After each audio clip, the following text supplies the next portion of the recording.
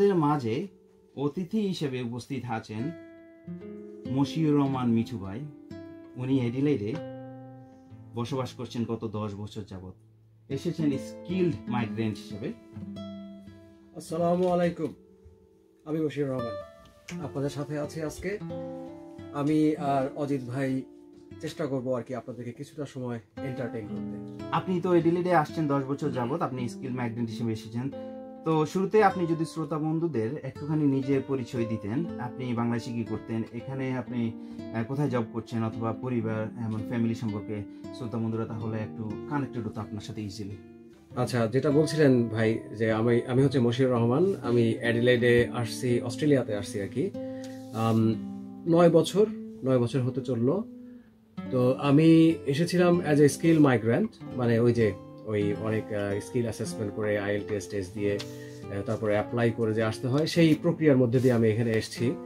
তো এর আগে আমি বাংলাদেশে ছিলাম। বাংলাদেশে আমি চাকরি করতাম একটা বহুজাতিক কোম্পানিতে, সেখানে দীর্ঘদিন কাজ করেছি আমি। তো তারপর কিছু পারিবারিক কারণে এবং কিছু ব্যক্তিগত উদ্দেশ্যে আর কি বলা যায়, সেলফ অ্যাকচুয়ালাইজেশন বলতে পারেন, সেই কারণে হচ্ছে অস্ট্রেলিয়াতে মুভ করা আমার। তো অস্ট্রেলিয়াতে মুভ করার পরে আমি সপরিবারেই এসেছি। আমার সাথে আমার স্ত্রী আছেন, আমার 2 বাচ্চা, একটা মেয়ে একটা ছেলে। তো তারা এখানে স্কুলে পড়াশোনা করছে। আমি আমার স্ত্রী দুজনেই এখানে চাকরিও করছি। আমি যদি আমার চাকরির কথাটা বলি, আমি এখানে বাংলাদেশে যে বলেছি আমি যে বাংলাদেশে একটা বহুজাতিক কোম্পানিতে, একটা টেলিকম কোম্পানিতে কাজ করতাম আর কি, মোবাইল ফোন কোম্পানিতে। তো এইখানে আসার পরে আমি প্রথমে একটা মোবাইল ফোন কোম্পানিতে কাজ শুরু করি। তো এরপর আরও কয়েকবার কাজ পরিবর্তন করে এখন আমি অস্ট্রেলিয়া সরকারের একটা, মানে অস্ট্রেলিয়ান গভর্নমেন্টের একটা ডিপার্টমেন্ট, যেটা ওই পাবলিকের কিছু সার্ভিস নিয়ে কাজ করে, তো সেই ডিপার্টমেন্টে আমি এখন কাজ করছি। ধন্যবাদ মিঠু ভাই, that's very good to know যে আপনি আসলে এখানে ফুল টাইম জব করছেন। তো আমরা আসলে খুবই ইন্টারেস্টেড হব, কিছু কোশ্চেন আমি আপনাকে করব। তো আমি আপনার কাছে আসলে জানতে চাই মিঠু ভাই, যে আপনি আসলে কিভাবে ইউটিউব কন্টেন্ট করা শুরু করলেন, কবে থেকে? আচ্ছা, আমি ইউটিউব কন্টেন্ট শুরু করছি খুব বেশি দিন হয় নাই আসলে, এটা সব মিলিয়ে 3 বছরের কিছু বেশি হয়তো হবে। তো এবং এটা একেবারে আনপ্ল্যান্ড, মানে আমার আসলে তেমন কোনো প্ল্যান ছিল না ইউটিউব ভিডিও টিডিও এরকম কিছু করার। তো বেসিক্যালি যেটা হয়েছিল যে আমি যেটা বললাম একটু আগে, যে অস্ট্রেলিয়াতে আমি আসছি প্রায় 9 বছর আগে। তো অস্ট্রেলিয়া যখন আমি আসি এর আগে, মানে 9 বছর আগে, তো আসার পরে আমি যেটা রিয়েলাইজ করি যে বাংলাদেশের সাথে অস্ট্রেলিয়ার ডিফারেন্সটা, মানে একটা ফার্স্ট ওয়ার্ল্ড কান্ট্রিতে সব কিছুই এত বেশি ডিফারেন্ট।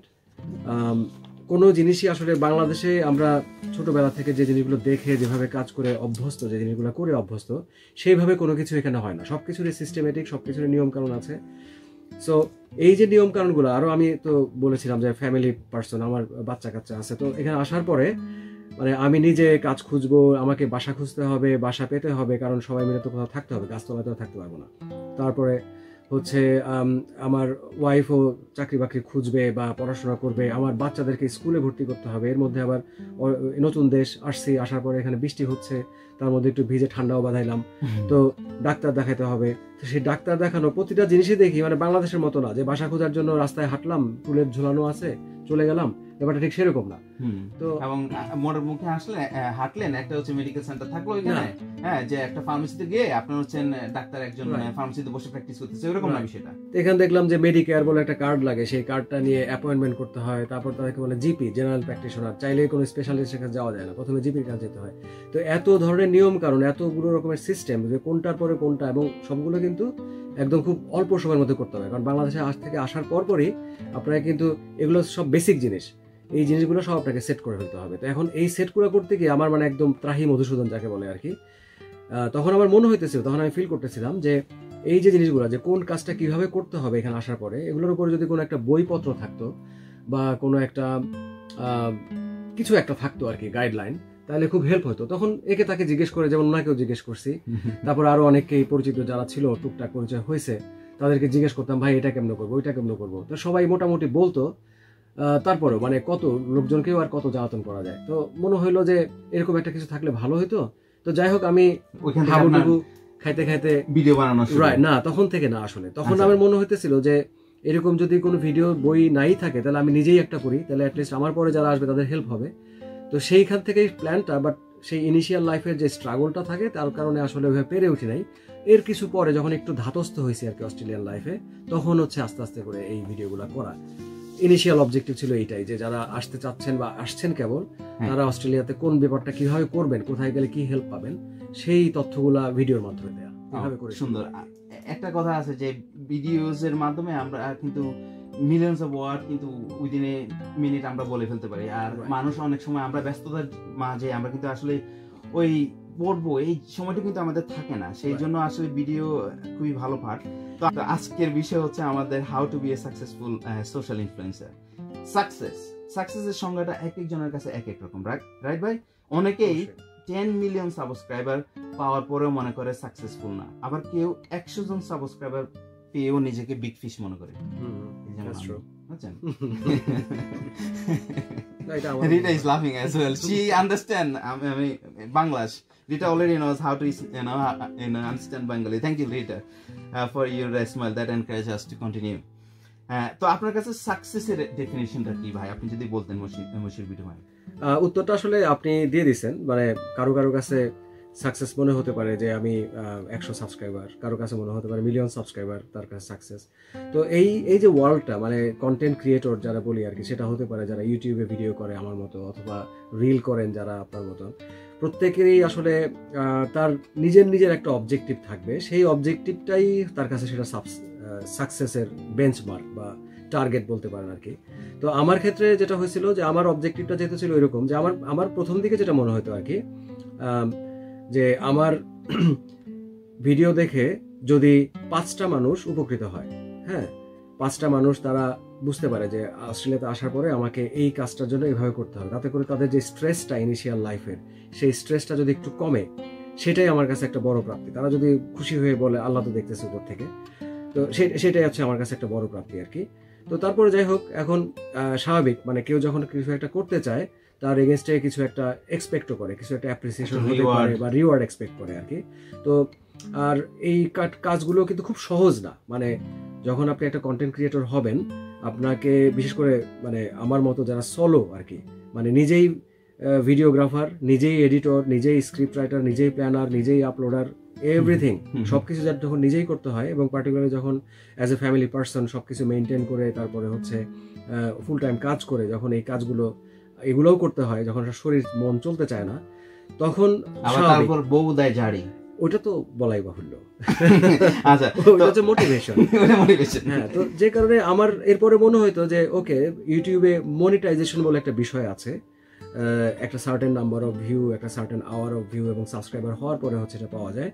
তো আমার মনে হতো যে মনিটাইজেশনটা করা যায়। প্রথম থেকে ইট ওয়াজ চ্যালেঞ্জিং, কারণ আমার সেই লেভেলটা আসতেছিল না। কিন্তু আমার মনে হচ্ছে যে আমার একটা বদভ্যাস আছে যে if I start doing something, মানে আমি কিছু একটা স্টার্ট করলে আমি সেটা শেষ দেখে ছাড়ি আর কি। এটাকে বদভ্যাস বলা যাবে না শ্রোতা বন্ধুরা, আপনারা কিন্তু নোট ডাউন করবেন যে এটা কিন্তু কোনো বদভ্যাস না, এটার মতো সুঅভ্যাস কিন্তু আমাদের এই বদভ্যাসের যদি বদভ্যাস হয়, আমরা চাই যে সবার যেন এই বদভ্যাসে থাকে। কারণ হচ্ছে কোনো জিনিস একবার শুরু করলে you need to get to bottom of it. এই জিনিসটা আমি নিজেও পার্সোনালি বিশ্বাস করি এবং আমাদের দুজনের ফিলোসফি একই। Thank you, continue please. তো তখন আমার হচ্ছে আমার যেটা টার্গেট ছিল আর কি, যে আমি সাকসেস কোনটাকে বলবো, যে আমার মনে হতো যে আমি ইউটিউব থেকে মনিটাইজেশনটা করতে হবে আমার, এবং অ্যাটলিস্ট যদি আমি চ্যানেল আমার বন্ধও করে দেই, মানে আমি ভিডিও করা স্টপও করে দেই, আমি ইউটিউবের কাছ থেকে অর্থাৎ গুগলের কাছ থেকে অ্যাটলিস্ট $1 আমি পাবো, তারপর আমি স্টপ করবো। আমি তার আগে স্টপ করবো না, হোয়াট এভার ইট টেক্স। তো এমনি করে এই যে জেদটা ছিল আমার আর কি, তো এই জেদটা ছিল। আর আমার ওয়াইফ, সে একজন, মানে আমি জানি না কত বড় ইনফ্লুয়েন্সার, আমার তো কিছু সাবস্ক্রাইবার আছে আমার, বাট আমার ইনফ্লুয়েন্সার হচ্ছে আমার ওয়াইফ। তো সে আমাকে যে পরিমাণ সাপোর্ট দিছে, এটা আসলে খুব দরকার, এবং এই সাপোর্টটা না থাকলে আমি ডেফিনেটলি এখানে থাকতাম না। সো এরপরে হচ্ছে এটা ছিল হচ্ছে আমার কাছে সাকসেসের ডেফিনেশন। যখন আমার মনিটাইজেশন হলো, ওকে, আই গট ইট মাইলস্টোন। তো খেয়াল করেন দর্শকরা, যেখানে আমি যেটা বলছি যে সাকসেস কিন্তু আসলে একটা স্ট্যাটিক কোনো একটা অবজেক্ট, একটা স্টেপ না, এটা হচ্ছে একটা প্রোগ্রেশন। আপনার একটা পর্যায়ে যেটাকে সাকসেস মনে হবে, সেটা অ্যাচিভ করার পরে তখন মনে হবে যে না, আমার সাকসেস হচ্ছে ওই যে সামনে ওইটা। তো এইরকম হচ্ছে এই প্রোগ্রেশনটা, মানে স্টেপ বাই স্টেপ, এই জিনিসটাই হচ্ছে মানুষকে কন্টিনিউয়াসলি মুভ করে, মানুষকে বা কন্টেন্ট ক্রিয়েটর আমরা যারা আছি আমাদেরকে মুভ করবে আর কি। তো এরপরে যাই হোক, আমার এক পর্যায়ে সাবস্ক্রাইবার আরও বাড়লো, তখন আমার মনে হলো যে আমার এইটা হতে হবে, এটা হতে হবে। সো যাই হোক, এখন মানে এইগুলোই হচ্ছে সাকসেস। এটা পুরোপুরি ইন্ডিভিজুয়াল, পুরোপুরি ব্যক্তিগত। এখন আমার কাছে যেটা সাকসেসের ডেফিনিশন, যেটা অনেকজনের কাছে সাকসেসের ডেফিনিশন সেটা না। আপনার 1,50,000 subscriber, it's really great achievement. Bangladeshi যারা আপনারা শুনছেন, উনি হচ্ছেন ওনার ফেসবুক নিয়ে, ওনার ইউটিউব ভিডিও নিয়ে আমরা একটু পরে কথা বলবো। ওনার বাংলাদেশি মাইগ্রেন্ট ইন অস্ট্রেলিয়া ওনার ইউটিউব পেজের নাম, এবং উনি 1,50,000 সাবস্ক্রাইবার আছেন, এবং ওইটা নিয়ে আরো ডিটেলসে আমরা কথা বলবো। শ্রোতা বন্ধুরা, আপনারা আমাদের সাথে থাকুন অজিত আলার আলাপনে, এবং আপনারা শুনতে পাবেন how to be a successful podcaster and how to be a successful YouTuber অথবা social influencer. Continue listening to us. ধন্যবাদ সকলকে। আমরা প্রিয় শ্রোতা বন্ধুরা, আপনারা শুনছেন রেডিও বাংলা এডিলেড। অজিত আলা আলাপন প্রচারিত হচ্ছে 103.1 FM এ, এবং আমাদের শুনছেন লাইভ। আবার আমরা ফিরে আসলাম আমাদের অনুষ্ঠানে। ধন্যবাদ মিঠু ভাই। আজকের অনুষ্ঠানের আগে আমি কিন্তু গুগল করে জানতে চেয়েছিলাম how to be a successful social influencer. চ্যাটজিপিটিতে জিজ্ঞাসা করিনি, আমি আসলে এত ইউজড টু হই না এখনো ওইটার সাথে। তো ভদ্রমহিলা আমাকে বলছে যে 11টা পয়েন্ট আছে, বুঝছেন? ভদ্রমহিলা মানে আমি বললাম আর কি, মানে যে গুগলকে জিজ্ঞাসা করলে তো মহিলাই বলে। আসলে আমি চুজ করে রাখছি যেন মহিলা বলে, বয়স একটু সুন্দর লাগে শুনতে। ছেলেরা বলে মনে একটু ঝাড়ি দিচ্ছে আর কি, এরকম। তো ওইটার পার্সপেক্টিভে কিন্তু আমরা কোশ্চেনগুলো করবো। আমাদের অনেক ধরনের অনেক জিনিসই আমরা জানতে চাই, আসলে শ্রোতা বন্ধুদেরকে জানাতে চাই যে সাকসেসফুল সোশ্যাল ইনফ্লুয়েন্সার হওয়ার জন্য বা ইউটিউবার হওয়ার জন্য কি কি লাগে। অনেক হয়তোবা সবকিছু হয়তোবা কভার করবে না। যদি কভার না করে, we can make another episode of our own. Let's give it A shot. তো আপনার কাছে যেটা জানতে চাইবো যে ভিডিও আপনি কাদের উদ্দেশ্যে বানান? বেসিক্যালি অনেক সময় হয় যে আমাদের একটা নিশ অডিয়েন্স থাকা ভালো, যে আমরা টার্গেট করতেছি যে ওদেরকে জন্য আমি ভিডিও বানাচ্ছি, আর কোনো ধরনের অন্য কোনো জায়গায় আমি যাচ্ছি না। তো আপনি যদি এই বিষয়ে আপনি কিছু বলতেন। আচ্ছা, অ্যাজ এ ইউটিউবার স্বাভাবিক যে যত বেশি লোক আমার ভিডিও দেখবে গুগলের কাছ থেকে আমি তত বেশি পয়সা পাবো। সেটা যেখান থেকে দেখো, কেউ যদি অস্ট্রেলিয়ায় বসে দেখে, বাংলাদেশ থেকে বসে দেখে, অ্যান্টার্কটিকাতে বসে দেখে, ডাজন্ট ম্যাটার, যত দেখা তত ভালো। কিন্তু বাস্তবতা যেটা, সেটা হচ্ছে আসলে সবার কাছে তো সবকিছু ভালো লাগে না। সো এই জন্যই হচ্ছে মানে সেগমেন্টটা ইম্পর্টেন্ট। সে প্রথম কথা হচ্ছে যে আমি আসলে কি করতে চাই, এবং আমি যেটা করতে চাই, আমার যেটা কন্টেন্ট আর কি, সেই কন্টেন্টের প্রবাবল দর্শক কারা হতে পারে, এটা it could be one way of thinking. সে আমার যেটা ভিডিওর বিষয়বস্তুগুলো, সেটা হচ্ছে অস্ট্রেলিয়াকে নিয়ে। অস্ট্রেলিয়াকে বলতে অস্ট্রেলিয়াতে যে আমরা বাংলাদেশিরা যারা আসছি অ্যাজ এ প্রবাসী, আমরা কাজের ক্ষেত্রে এসেছি অথবা আমরা স্টুডেন্ট হিসেবে এসেছি, যাই হোক, মানে আমরা যারা বাংলাদেশ থেকে এসেছি, এইখানে আমাদের যে চ্যালেঞ্জগুলো, আমাদের যে সুবিধা অসুবিধাগুলো, আমাদের সুখ দুঃখগুলো, এই বিষয়গুলোকে নিয়েই হচ্ছে আমার আইডিয়া, আমার এক্সপার্টিজ, এবং সেই বিষয়গুলোকে কেন্দ্র করে হচ্ছে আমার ভিডিও। তো এখন এই ভিডিওর এই বিষয়বস্তুর প্রতি যেসব দর্শকদের ইন্টারেস্ট আছে, তো তারাই হচ্ছে আমার মূল দর্শক। এখন আমি চাই বা না চাই, মানে আসলে যার এই বিষয়ে ইন্টারেস্ট নাই, কারো হয়তো ইন্টারেস্ট হচ্ছে সে লন্ডনে যেসব বাংলাদেশিরা থাকে তাদের উপরে তারা জানতে চায়। সো আমি চাইলেও তাদেরকে আসলে আমার ভিডিও খুব একটা দেখাতে পারবো না। আবার আমিও চাইলেও ভৌগোলিক কারণেও, আমি যেহেতু অস্ট্রেলিয়াতে আছি, আমি ভৌগোলিক কারণে আমি ইংল্যান্ডের উপরে করতে পারবো না। সেক্ষেত্রে সেই দর্শকদের আমি এক্সপেকটেশনটা মিট করতে পারবো না। আমি কি করতে পারি, আমি কি করতে চাই, এবং সেইটার প্রবাবল দর্শক কারা হইতে পারে সেটা আইডেন্টিফাই করে সেই অনুযায়ী কন্টেন্টটা তৈরি করা, যাতে তাদের নিডটাকে ফুলফিল করতে পারে। আমি কিছু আপনার ভিডিও দেখেছি যেগুলো হচ্ছে আপনি বাংলাদেশে স্টুডেন্ট ভিসা নিয়ে কথা বলতেছেন, এবং হচ্ছে ওই টার্গেট করতেছেন। তো বাংলাদেশি যারা অস্ট্রেলিয়া আসতে চাচ্ছেন অথবা অস্ট্রেলিয়া সম্বন্ধে ধারণা নিতে চাচ্ছেন, ওদেরকে আপনি হচ্ছে টার্গেট হিসেবে, অডিয়েন্স হিসেবে আপনি নিচ্ছেন। আমি প্রথম দিকে আপনার একটা ভিডিও দেখেছিলাম যে আপনি একটা বুটোরে যাচ্ছেন, তারপর হচ্ছে আপনি ওইখানে কিভাবে মানে হালাল ওয়েতে হচ্ছে আপনার ইয়ে করা যায়, কুরবানি দেওয়া যায়, মাংস কোত্থেকে নেওয়া যায়, ওই জিনিস আমার কাছে দেখে ভালো লাগছে যে এই ধরনের ইনফরমেশন গুলা মানে আমরা জানতে চাই। এখন তো রমজানের মাস, এবং ওইটার সাথে আসলে যায় ওই জিনিসটা, যেহেতু বাংলাদেশের আমাদের অডিয়েন্স ম্যাক্সিমাম হচ্ছে মুসলিম ধর্মাবলম্বী। So with that respect it was really good, মানে ফার্স্ট টাইম আপনি ফেসবুকের মাধ্যমে জানান দিয়েছিলেন আমাদেরকে। তো still you are continuing to this is really good. তো আমার কাছে যেটা মনে হয় যে আমার অবস্থা পার্সোনালি, আমি যেহেতু রিল বানাই, আমার হচ্ছে ইত্যাদির মতো, ইত্যাদিতে যেমন হচ্ছে একটু নাচ, একটু গান, একটু কমেডি সবকিছু থাকে। তো আপনার বহুমাত্রিক মেধা, আমার আসলে অত মেধা নাই তো। বিষয়টা হচ্ছে আবার এখানে কিন্তু সাকসেসের সংজ্ঞাটা কিন্তু লাইস করে যে শ্রোতা বন্ধুরা, ইউটিউবে স্পেশালি আপনারা যদি সাকসেসফুল হতে চান সেক্ষেত্রে হচ্ছে targeted audience is very very important.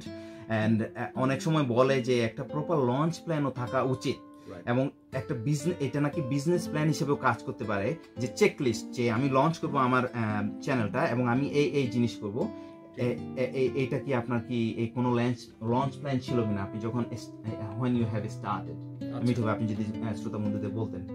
আমি যখন শুরু করছিলাম, আমি আসলে মানে যেটা আপনি একটু আগে বলছিলেন যে ইউটিউব কিভাবে করতে হয় বা এই ধরনের কন্টেন্ট ক্রিয়েটর কিভাবে হতে হয়, এটার উপর আসলে কোনো প্রাতিষ্ঠানিক কোনো পড়াশোনা করা বা ট্রেনিং করার কোনো সুযোগ নেই। এখানে পুরো ব্যাপারটাই হচ্ছে দেখে বুঝে নিজের আন্ডারস্ট্যান্ডিং থেকে কিছু একটা জিনিস করা।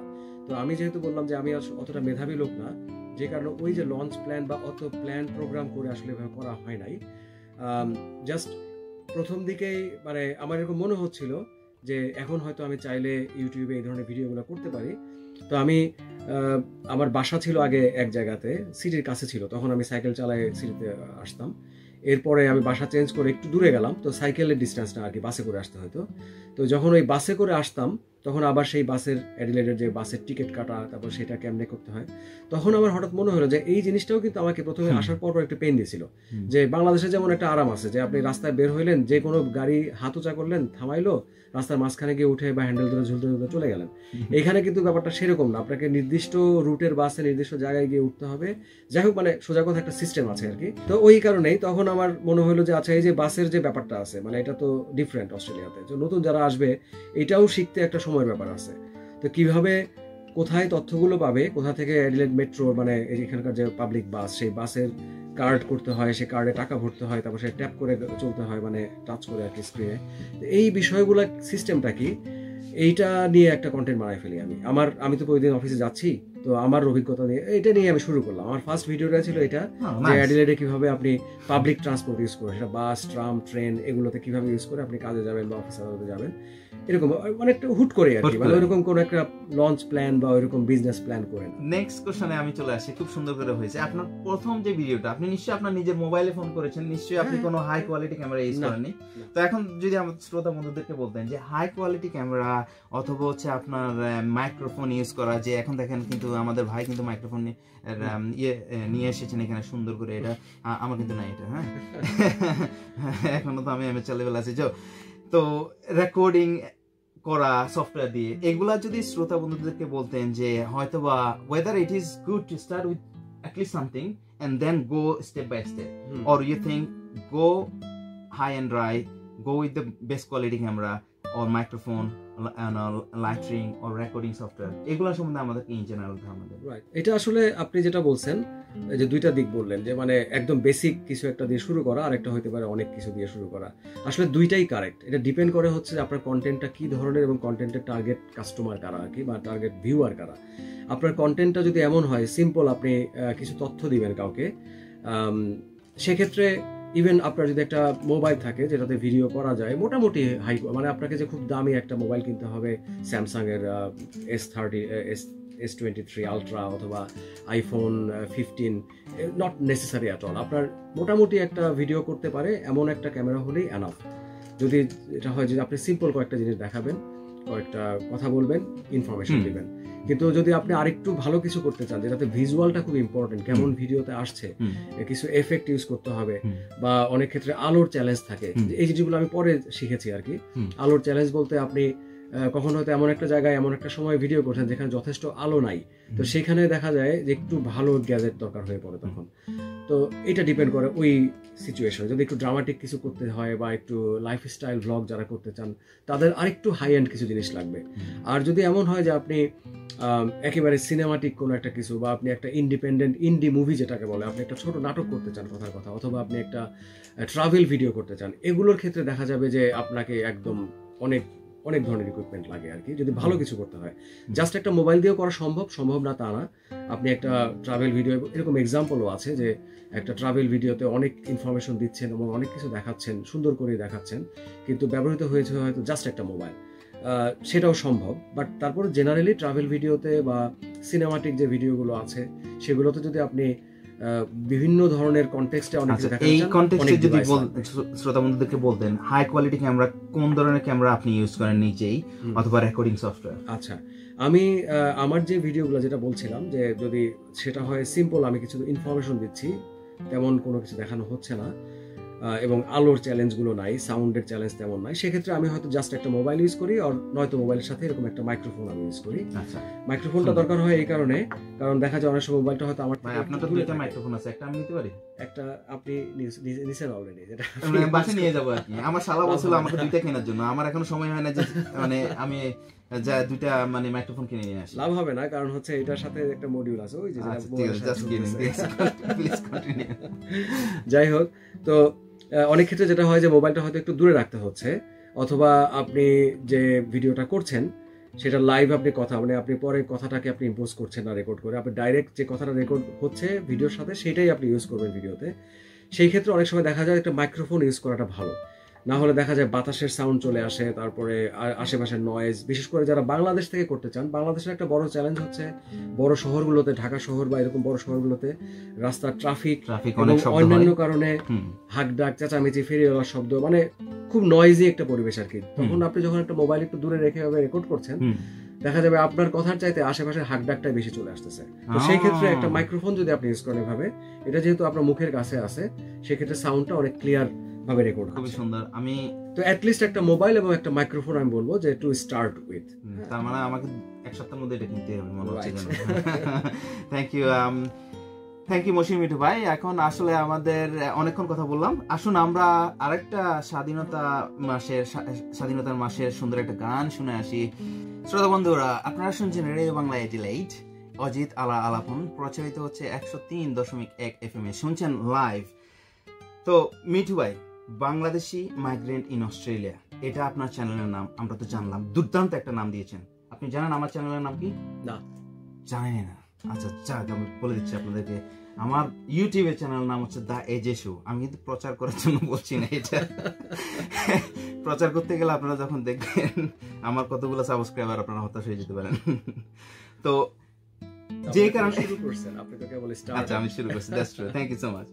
তো এই যে বাংলাদেশি মাইগ্রেন্ট ইন অস্ট্রেলিয়া, একটা সাকসেসফুল ইনফ্লুয়েন্সার হওয়ার জন্য ভিজুয়ালি স্ট্যান্ড আউট হওয়াটা কি ইম্পর্টেন্ট কিনা? যে একটা ক্যাচি নাম দেওয়া, একটা এরকম একটা নাম দেওয়া যে মানুষ মানে জানতে চাইবে হোয়াট নেক্সট।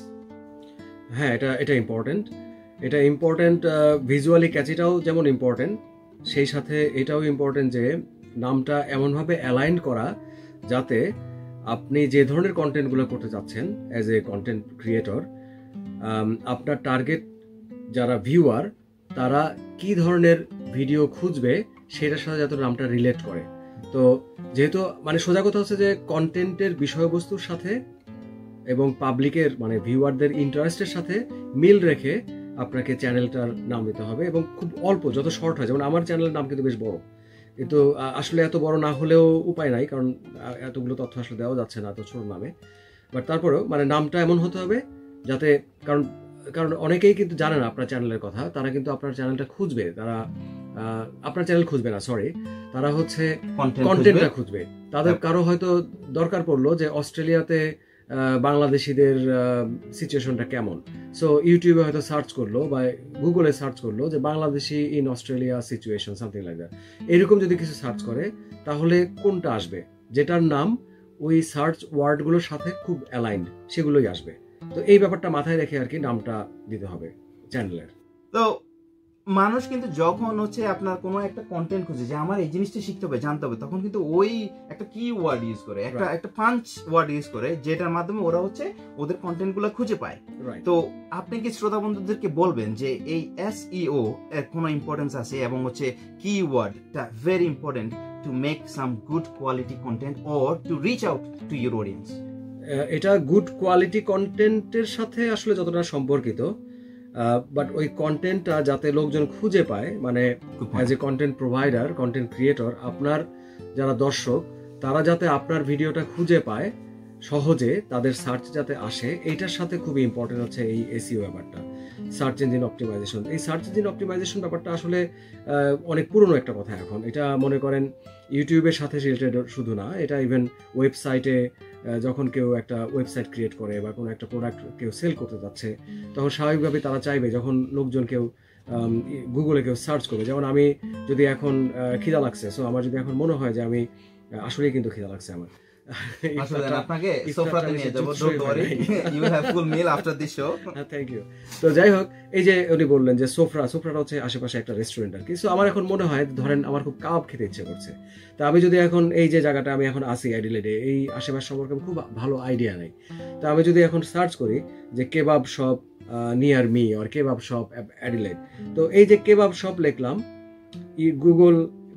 গুগল বলেন, ইউটিউব বলেন বা গুগল ম্যাপ বলেন, তারা এই শব্দগুলোর সাথে তারা হচ্ছে সার্চ করবে বিভিন্ন ওয়েবসাইটগুলোতে, তো বিভিন্ন ওয়েবসাইটে বা গুগল পেজগুলো সার্চ করবে। এখন মনে করেন আপনার একটা রেস্টুরেন্ট আছে, যে রেস্টুরেন্টে আপনি কাবাব সেল করেন, আপনি চাচ্ছেন যে আপনার কাস্টমাররা আপনার খুঁজে পায়, কিন্তু আপনার নামের মধ্যে, মানে রেস্টুরেন্টের নামের মধ্যে কাবাব শব্দটা নাই। আপনার যে ওয়েবসাইট বা আপনার যে ফেসবুক পেজ বা গুগল পেজ, সেখানে কোথাও কাবাব শব্দটা যথেষ্ট পরিমাণে নাই আর কি। মানে আপনি অনেক কিছু লিখছেন কিন্তু মোদ্দা কথা আমি খেয়াল করেছি আপনারা যখন এই ইউটিউবের যে কন্টেন্ট গুলো আছে, সবসময় আপনি কিন্তু থাকে যে জেনে নিন অস্ট্রেলিয়াতে নতুন ভিসা রুল চেঞ্জ হয়েছে, জেনে নিন আপনি কিভাবে পার্টনার ভিসা পেতে পারেন, জেনে নিন আপনি এই যে কি স্ট্রাইকিং পয়েন্ট, এবং দেখা যায় যখনই আপনি ওই রাইট কিওয়ার্ড হিট করেছেন, বেশি মানুষের কাছে রিচ করছে এবং হচ্ছে আপনার কন্টেন্টের ভিউয়ারটা বেড়ে যাচ্ছে। Right right. সো এইটাই আর কি, মানে এই কিওয়ার্ডটা ইউজ করাটা, তো কিওয়ার্ডটা কয়েকটা জায়গায় ইউজ করতে হয়। আমি যেহেতু ইউটিউব দিয়ে কাজ করি, ইউটিউবের ব্যাপারটা বলতে পারবো, এর ছাড়া অন্য যে কন্টেন্টের যেমন টিকটক, ওগুলোর ব্যাপারে আমার খুব ভালো আইডিয়া নাই, বলতে পারবো না। তাই তো ইউটিউবের ক্ষেত্রে যেটা হয় যে ইউটিউবে 3টা জায়গা আছে আর কি, যেখানে হচ্ছে এই কিওয়ার্ডগুলা ইউজ করার ব্যাপার আছে। তো ফার্স্ট 2টা হচ্ছে ডাইরেক্ট, আর থার্ডটা একটু ইনডিরেক্ট। ফার্স্ট 2টা কি, একটা হচ্ছে আপনার টাইটেল, মানে আপনার ভিডিওর নাম। আপনি যদি ভিডিওটা করতে চান এরকম যে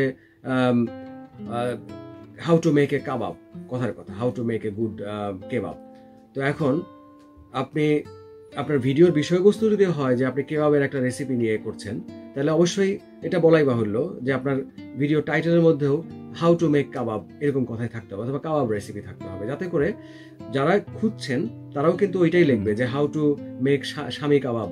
কাবাব কোন জায়গায় দিবেন আপনি? হ্যাঁ, এরপরে আপনি যখন ভিডিও ডেসক্রিপশনটা লিখছেন, তো ডেসক্রিপশনেও কিন্তু আপনাকে আপনার ভিডিওর বিষয়বস্তু কি সেই জিনিসটা একদম একটা ফ্লুয়েন্ট একটা ওয়েতে, মানে একটা ফ্লো ইংলিশে, কারণ এগুলো কিন্তু মানুষ তো পড়বেই, মানুষ যতটা বেশি পড়বে তার চেয়ে বেশি পড়বে হচ্ছে গুগল ইটসেলফ বা ইউটিউব ইটসেলফ, যাতে করে সে প্রপারলি সার্চের রেজাল্ট হিসেবে আপনার ভিডিওটাকে প্রেজেন্ট করতে পারে। আপনাকে এখানে একটু আমি থামাই শ্রোতা বন্ধুরা, আমি ইউটিউবে যে ভিডিওগুলো দিচ্ছি আজ পর্যন্ত একটা ভিডিওতে আমি ডেসক্রিপশনের একটা ডিও লিখি নাই। আচ্ছা, ঠিক আছে, আমি শুধু হচ্ছে টপিকের নাম কি এটা দিতেই আমার যে 10 সেকেন্ড সময় নষ্ট হয়, আমার কাছে মনে হচ্ছে this is too much. So শ্রোতা বন্ধুরা, আমার নিজের জানার জন্যই আজকে এই শোটা করা, প্লাস হচ্ছে আমার কাছে মনে হচ্ছে যে শ্রোতা বন্ধুরা আপনারা যারা নতুন করে কন্টেন্ট করতে চাচ্ছেন তাদের জন্য উপকার হবে। তো আজকে একটা জিনিস, description is very important, you need to write those things in English, not in Bengali, so that Google can find you and it can circulate to বাংলাতেও লিখতে পারেন, এবং মিক্স করেও লিখতে পারেন, বাংলা ইংলিশ মিক্স করেও লিখতে পারেন, কারণ যারা সার্চ করবে, যদিও গুগলের ট্রান্সলেটর আছে, গুগলের নিজস্ব খুবই পাওয়ারফুল এবং একটা এফেক্টিভ একটা ট্রান্সলেটর আছে, আপনি যদি বাংলাতেও লেখেন, গুগল ঠিকই সেটাকে ইংলিশের যে পেজগুলো আছে সেগুলোর সাথে সে লিঙ্ক করে দিতে পারে, সমস্যা নাই। তারপরেও গুগলের জন্য একটু সহজ হয়ে যায় যদি আপনি বাংলা ইংলিশ দুইটাই ইউজ করেন ডেসক্রিপশনে, সো ইট ডাজন্ট ম্যাটার। তো এখন ডেসক্রিপশনের মধ্যেও আপনার ভিডিওর বিষয়বস্তু যে জিনিসগুলো, সেই বিষয়বস্তুগুলো নিয়ে আপনাকে প্রপার সেন্টেন্সে, গ্রামাটিক্যাল মিস্টেক না করাই ভালো, প্রপার ডিরেক্ট এবং সুন্দর কয়েকটা সেন্টেন্সে আপনাকে ডিসক্রাইব করে দিতে হবে। কত লম্বা সেন্টেন্স? 3-4টা। এটা গুগলের নিজস্ব একটা, মানে ইউটিউবের নিজস্ব একটা সাইজ আছে, সেটা about 10,000, অনেক বড়, মানে 10,000 words, আপনি লিখে শেষ করতে পারবেন, you cannot even finish writing it. Oh, that's good to know. And where else? এই দুইটা হচ্ছে ডিরেক্ট। হ্যাঁ, এর বাইরে ইনডিরেক্ট একটা জায়গা আছে, সেটা হচ্ছে কি, আমি বলি যেমন যখন আমার ভিডিওগুলো অনেকে সার্চ করে, সবাই কিন্তু যথেষ্ট শিক্ষিত না, বা অনেকে আছে যেহেতু একটা ভাষাগত ব্যাপারও আছে, যে যারা আমরা বাংলায় ইউজ টু, তারা যখন ইংলিশে আমরা লিখতে চাই অনেক শব্দ হয়তো ঠিক মতো লিখতে পারি না। তো আমাকে অনেকে যারা মেসেজ পাঠায়, আমি সেই দর্শকদের মেসেজ করে এটা ধরতে পারি। যেমন অস্ট্রেলিয়াকে লিখতে গিয়ে অনেকে অস্ট্রিয়া লেখে, ইউরোপের একটা দেশের নাম অস্ট্রিয়া। আবার অনেকে লেখে অস্ট্রেলিয়াকে লিখতে গিয়ে লেখে বাংলায় লেখে অদন্তেশ্বর টর শিকার লয় কাল্লা, মানে অস্ট্রেলিয়া, মানে বিভিন্ন রকমের বানান ভুল টুল করে অনেকে লেখে। সো এইটাও আপনাকে বুঝতে হবে যে লোকজন ভুল বানান কি লিখতে পারে, প্রবাবল ভুল বানানগুলো কি লিখতে পারে, এটা যদি আপনি আইডেন্টিফাই করতে পারেন, গেস করতে পারেন, সেগুলো হচ্ছে আপনাকে ট্যাগ ওয়ার্ডে ইউজ করতে হবে। এই ভিডিও যখন আপনি একটা পোস্ট করেন তখন ইউটিউবের পেজে আপনার ডেসক্রিপশন, ভিডিও টাইটেল এবং আরেকটা ফিল্ড থাকে, সেটা হচ্ছে ট্যাগ ওয়ার্ড আপনি ইউজ করার জন্য। তো আপনি যদি আইডেন্টিফাই করতে পারেন যে কি কি লিখতে পারে প্রবাবল লোকজন সার্চ করতে গিয়ে, মানে ভুলভাল কি লিখতে পারে, আপনি তো সঠিক যেটা লিখবেন, সঠিক যে জিনিসগুলো সঠিক বানানে তো আপনি ডেসক্রিপশনে এবং ভিডিও টাইটেলে লিখছেনই। এখন প্রবাবল যে ভুল বানানগুলো হতে পারে সেগুলো হচ্ছে আপনি ট্যাগে লিখে দেবেন। তাতে করে যেটা হবে কি, কেউ যদি সার্চ করতে গিয়ে ধরেন কাবাব লিখতে গিয়ে কেবাব লিখে ফেলে, বা কিবাব লিখে ফেলে, বা কাবার লিখে ফেলে, সো সেইটাও যেন সার্চে আসে। তো সেই সম্ভাব্য ভুলভাল বানানগুলো হচ্ছে আপনি ট্যাগে। ওয়াও, দুইটা ভালো জিনিস আমি আজকে শিখলাম, সেটা হচ্ছে ডেসক্রিপশন। এখন থেকে আমি পুরো বাংলা রচনা লিখে দেবো, বুঝছেন, পুরো বাংলা এবং ইংরেজি একদম। আচ্ছা, ইংরেজিতে রচনা লিখে দেবো, ওই যে গরু রচনা যেরকম করে লিখছি, শুধু রিলেভেন্ট জিনিস লিখতে হবে। আর একটা হচ্ছে আপনার ট্যাগ লাইনে হচ্ছে যা হচ্ছে ভুলভাল যে জিনিসগুলো আসতে পারে চিন্তা করতে হবে। what that makes me to believe যে আসলে ইউটিউব কন্টেন্ট করা is not a piece of cake, যে আমি এখন মনে করলাম করে ফেললাম এবং হচ্ছে ড্রপ করে দিলাম। আসলে you need to work behind it and you need to give effort to it. ধন্যবাদ শ্রোতা বন্ধুরা, আপনারা শুনছেন radio Bangla Adelaide, south Australia বাংলাদেশে অনুরণন এটি, এবং শুনছেন অজিত আলার আলাপন। এটি শুনছেন 103.1 FM এ, এবং আমাদের শুনছেন লাইভ। আমরা আবার ফিরে এলাম মিঠু ভাইয়ের কাছে।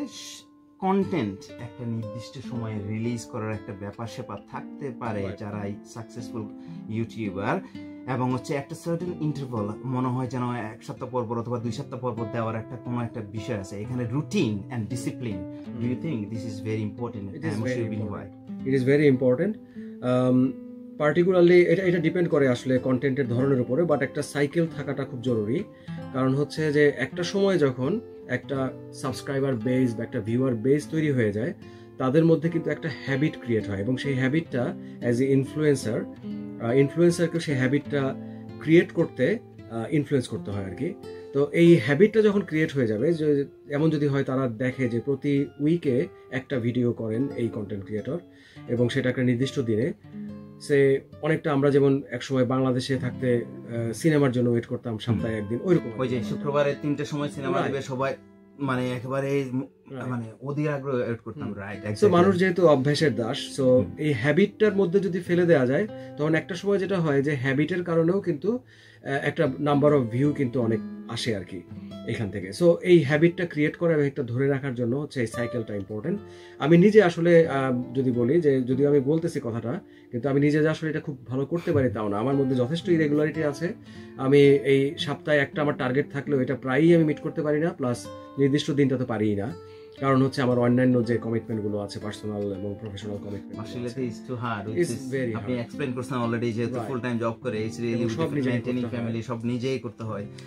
তো নেক্সট আপ হচ্ছে আমাদের যে কন্টেন্ট ক্রিয়েটররা, অনেক সময় কিছু কিছু কন্টেন্ট ক্রিয়েটরকে দেখি যে 5 মিনিট ধরে কথা বলতেছে, আপনাদেরকে আমি এটা দেখাবো, আপনাদেরকে এটা করে দেখাবো, আপনাদেরকে এটা দেখাবো, তারপর দেখা যায় 30 সেকেন্ডের মধ্যে ওরা কি দেখাবে এটা শেষ হয়ে গেল। তো আপনার কি মনে হয় যে আসলে ওই মানে people get disappointed because they are waiting for something really good and it's finishes like this?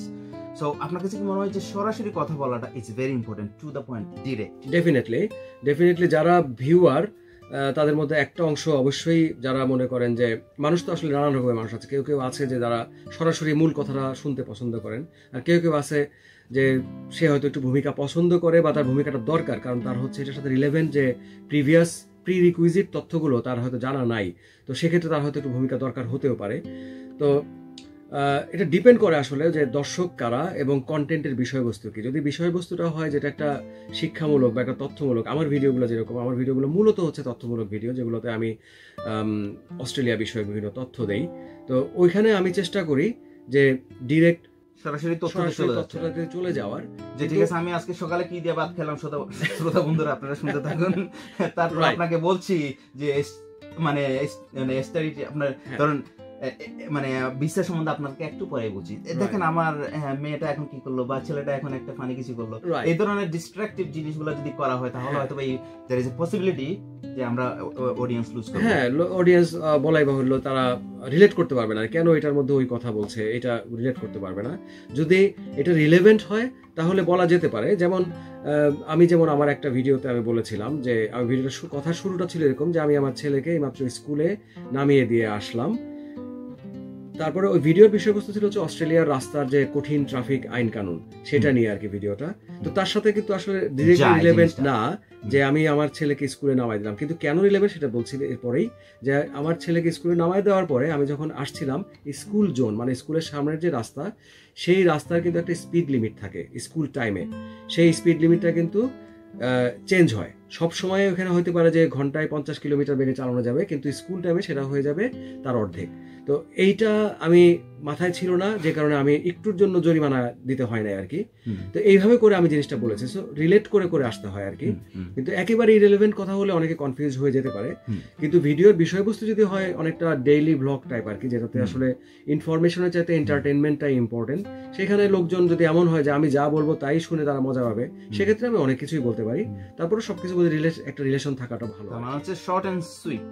হ্যাঁ, এই জিনিসটা ভেরি ইম্পর্টেন্ট। তো মিঠু ভাই আরেকটা জিনিস হচ্ছে, আমি দেখছি আপনার কিছু ভিডিওতে দেখেছি আমি ভিসা নিয়ে আপনি কথা বলতেছিলেন। হ্যাঁ, আপনি কি আসলে তককে থাকে যে একটা নতুন ইনফরমেশন আসলো যে আমাকে এখনই শ্রোতা বন্ধুদেরকে জানাতে হবে বা আমার যে নিশ অডিয়েন্স আছে তাদেরকে জানাতে হবে, এটা কতটুকু ইম্পর্টেন্ট? যে এটা খুবই ইম্পর্টেন্ট। যেমন আমি কিছুদিন আগে যে অস্ট্রেলিয়াতে একটা T20 ওয়ার্ল্ড কাপ খেলা হলো, সেই T20 ওয়ার্ল্ড কাপ খেলাটা কিন্তু একটা বড় অপরচুনিটি ছিল যারা অনেকে অস্ট্রেলিয়াতে আসতে চান ট্যুরিস্ট ভিসা। এখন বাংলাদেশের কান্ট্রি পার্সপেক্টিভটার কারণে বাংলাদেশ থেকে অস্ট্রেলিয়ার ভিসা পাওয়াটা একটু ডিফিকাল্ট, কিন্তু এই ধরনের যখন একটা মেগা ইভেন্ট চলে তখন দেখা যায় যে এটা স্বাভাবিকভাবে, যেহেতু অনেকে খেলা দেখতে আসবে, তো ওই সময় ট্যুরিস্ট ভিসা ভিজিট ভিসা পাওয়াটা একটু ইজিয়ার হয় আর কি। তো ওইটা ফোকাস করে আমি আরও, যেহেতু বাংলাদেশ থেকে আসলে অনেকে আসতে চাচ্ছিল খেলা দেখতে, ওইটার সাথে রিলেভেন্ট করে আমি সেই সময়টাতে ওই ভিসা বিষয়ে একটা ভিডিও করেছিলাম। আবার রিসেন্ট টাইমে আমি এটা কিন্তু চমৎকার একটা জিনিস করেছেন, কারণ অনেক মানুষ কিন্তু ওই বাংলাদেশের বিশ্বকাপের খেলা কিন্তু দেখতে এসেছে। আমার কিছু বড় ভাই কিছু ফ্রেন্ডও আসছেন, so definitely it helped. Right. আবার এই সময় যেহেতু এখন কিছুদিন আগে ইন্টারমিডিয়েট HSC পরীক্ষা শেষ হয়েছে, তো অনেক স্টুডেন্টরাই আছে যারা এখন তথ্য অনুসন্ধান করছেন যে দেশের বাইরে যারা পড়াশোনা করতে যেতে চান, তাদের মধ্যে যারা অস্ট্রেলিয়াতে পড়াশোনা করতে আসতে চান, সেখানকার নিয়ম কানুনগুলো কি লাগে, কিরকম খরচ হতে পারে, এটা নিয়ে তো যেহেতু তাদের এখন এই সময়টা ইন্টারেস্ট, সো তাদের জন্য এখন আমি এই বিষয়গুলোতে এই সময় ভিডিওগুলো করছি। থ্যাংক ইউ মিঠু ভাই। আমাদের আসলে অনেক কোশ্চেনই বাকি ছিল, বেশ কিছু কোশ্চেনই বাকি ছিল, which is could be very interesting. You can make another episode based on this our conversation. You can continue it in future if মানে আমাদের শ্রোতা বন্ধুরা আপনারা যদি পছন্দ করেন, আমরা we can continue it. But আজকে আমাদের সময় অলমোস্ট শেষ হয়ে এসেছে। আমি শুধু এটাই বলতে চাই, যারা আমাদেরকে আজকে শুনছেন রেডিও বাংলা এডিলেড, আপনাদেরকে সবাইকে ধন্যবাদ জানাতে চাই। এখন থ্যাঙ্কস জানাতে চাই আমাদের মশির রহমান মিঠু ভাইকে, ইউটিউব সাকসেসফুল ইউটিউবার, উনি আমাদেরকে সময় দেওয়ার জন্য আরবিএতে থ্যাংক ইউ সো মাচ। ধন্যবাদ বন্ধু Rita, as well as always smiley faces behind the camera. It's always encouraging, we always being pumped. তো যাই হোক, আজকে এইটা বলে আপনারা, আমি শুধু শেষ করতে চাই যে আপনারা বাংলা ভাষায় কথা বলুন এবং মাঝে মাঝে ইংরেজি বলছি, ফরগিভ মি, ক্ষমা করে দেন। আপনারা ভালো থাকুন, ধন্যবাদ, শুভরাত্রি। আবার কথা হবে, আবার দেখা হবে প্রত্যেক মাসে তৃতীয় বুধবার অজিত আলাপনে। আমাদের সঙ্গে থাকুন, শুনতে থাকুন রেডিও বাংলা এডিলেড। বাংলার জয় হোক। স্বাধীনতা দিবসের শুভেচ্ছা সবাইকে। ধন্যবাদ। Thank you so much.